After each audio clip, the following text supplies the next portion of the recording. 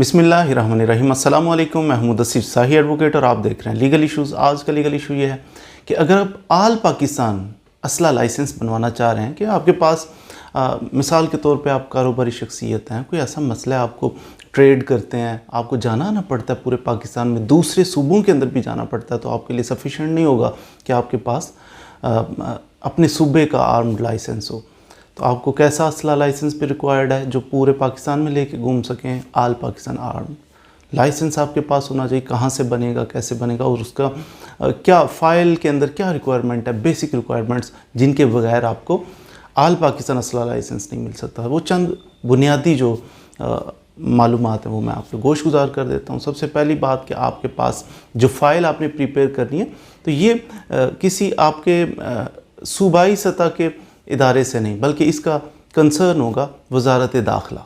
वज़ारत दाखिला से आपको ये अप्लाई करना है। फ़ाइल कैसे बनेगी, उसके अंदर कौन कौन सी रिक्वायरमेंट है? सबसे पहले आपका आईडी कार्ड की कापी, और आईडी कार्ड के ऊपर ये भी देख लेना कि 25 इयर्स की भी लिमिट है कि 25 साल से कम उम्र हो तो फिर आपका आईडी कार्ड बेशक हो, ओरिजिनल हो, कोई उसका फ़ायदा नहीं होगा। आईडी कार्ड की कापी होगी, मुसद्दका होगी, और आपकी एज उसके ऊपर 25 इयर्स होनी चाहिए। फिर उसके आपके पास 2 पासपोर्ट साइज़ तस्वीर भी आपने उसके साथ अटैच करनी है, ब्लू बैकग्राउंड जिनका होता है, तो वो भी रिक्वायरमेंट है। इसके अलावा आपने मेडिकल सर्टिफिकेट एक अटैच करना है कि मैं मेडिकली फ़िट हूँ, अनसाउंड माइंड नहीं हूँ, पागल नहीं हूँ, medically he is fit for this. तो वो साथ आपने मेडिकल कहाँ से बनेगा? आपके करीब जो आपका सरकारी हॉस्पिटल है उधर से मेडिकल भी आपको मिल जाएगा, वो भी एज सच कोई प्रॉब्लम नहीं है। पुलिस करैक्टर सर्टिफिकेट एक आपने उस फाइल के अंदर अटैच करना है। पुलिस करैक्टर सर्टिफिकेट ये होता है कि आपके एरिया के अंदर जो आपको थाना लगता है उस थाने के अंदर से वो आपको बना कर देंगे, आपने अप्लाई करना है। अब थाने के अंदर मालूमात बनेगा नहीं, थाने से अप्लाई नहीं थाने में आप करेंगे, लेकिन बुनियादी मालूमात जो है ना, कंसर्न्ड वो आपका थाना ही है, वो बुनियादी मालूमात पहुंचाएगा। आप अप्लाई करते हैं, डीपीओ ऑफिस में आपने अप्लाई कर दिया तो एप्लीकेशन आपने दे दिया, करैक्टर सर्टिफिकेट हमको चाहिए, लेकिन एट द एंड आएगा कहाँ पे? आपका मुतलका थाना वहीं पे मार्क करके वो इंफॉर्मेशन लेंगे कि बताइए इस बंदे का करैक्टर कैसा है। वो फिर चेक करके आपका आईडी कार्ड नंबर से चेक करेंगे या मैनुअल चेकिंग करके तो बताएंगे कि नहीं जी इसका करैक्टर ठीक है। एक तो ये चीज़ कि थाने के अंदर इसका रिकॉर्ड नहीं है, क्रिमिनल रिकॉर्ड नहीं है, ये बंदे के खिलाफ FIRs नहीं है, ये क्रिमिनल नहीं है, बंदे नहीं मार देता। दूसरा ये चेक करेंगे कि जाके आपके एरिया से नंबरदार है, कोई आपके ऐसा मोतबर शख्स, उससे पूछेंगे ये बंदा कैसा है, क्रिमिनल है या नहीं है, इसकी आदात अतवार कैसे हैं, तो वो कुछ ना कुछ मालूमात मिल जाएंगी। तो फिर ये पुलिस वाले ओके कर देंगे, फिर आपको करैक्टर सर्टिफिकेट इशू हो जाएगा। क्रिमिनल नहीं है बंदा, ये मिसयूज़ नहीं करेगा असले का, ये भी आपने साथ अटैच कर लेना। फिर आपने इशुएंस सर्टिफिकेट एक होता है। इशुएंस सर्टिफिकेट का मतलब होता है कि आप अदारे को लिखेंगे, आर्म्ड ऑफिसर होता है, उसको एक इस्तदा करेंगे कि जनाब ये हमें इशू किया जाना बहुत ज़रूरी है, क्योंकि हम एक कोई भी वजह हो सकती है ना, बिज़नेस कम्युनिटी है, हमारा बिज़नेस है, उस सिलसिले में हमें आना जाना पड़ता है, ऑल ओवर पाकिस्तान में आना जाना पड़ता है, तो फिर इसलिए पूरे पाकिस्तान में हमें रिक्वायर्ड है, इसलिए ये जारी किया जाए। तो वो सर्टिफिकेट भी आपने साथ अटैच कर दें।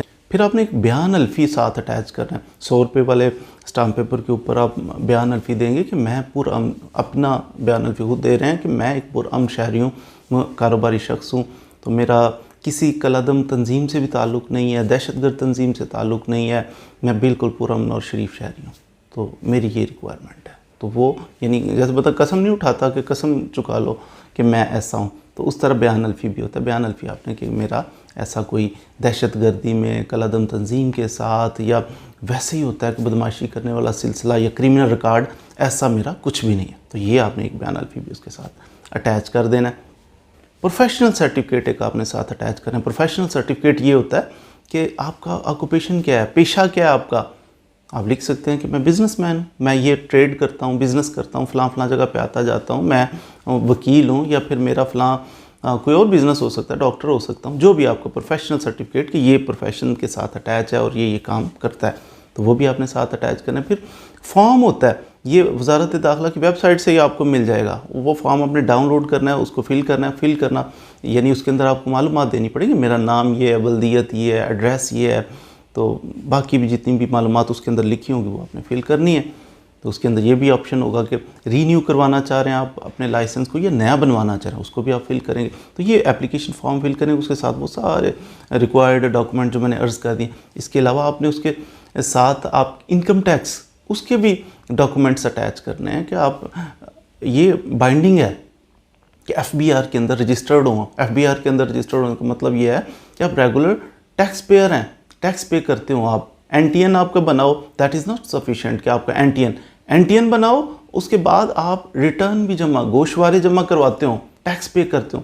तो पाकिस्तानी, ऐसा पाकिस्तानी जो रेगुलरली टैक्स पे करता है तो वो भी एलिजिबल है। तो अगर आप टैक्स पेयर नहीं, NTN नहीं बना हुआ, और अगर NTN बना भी हुआ है और आप गोशवारे नहीं जमा, रिटर्न नहीं फाइल करते, तो फिर भी आप एलिजिबल नहीं। तो आपको चाहिए कि NTN भी बनवाएं, आपको साथ गोशवारे भी जमा करवाने चाहिए, यानी इनकम टैक्स रिटर्न FBR की वो आपको जमा करवानी चाहिए, फिर आप एलिजिबल होंगे। तो ये कुछ ऐसे लोग हैं जो एलिजिबल होते हैं। 25 ईयर्स की एज होनी चाहिए, फिर आपका कोई रिक्वायर्ड होना चाहिए आपको।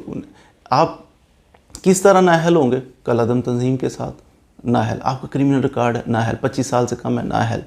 तो अहल किस तरह, मिसाल के तौर पे आप ये भी हो सकता है कि आप आर्मी से आपका रिलेशन है या लॉ इन्फोर्सिंग एजेंसीज से आपका ताल्लुक़ है, फिर भी आप अहल हो सकते हैं। वकील हैं, डॉक्टर हैं, फिर भी आप अहल हो सकते हैं।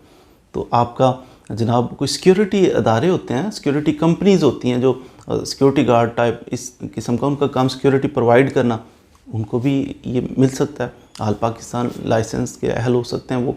तो ये रिटर्न जमा करवाना ये भी ज़रूरी है। तो उम्मीद है कि आपने आज इस मुख्तसर सी गुफ्तगू से आल पाकिस्तान आर्म लाइसेंस बनाने के लिए बुनियादी कौन सी चीज़ें हैं उसके बारे में कुछ ना कुछ मालूमात हासिल कर ली होंगी। मज़ीद वीडियोज़ के लिए हमारे साथ रहिए। Thank you very much.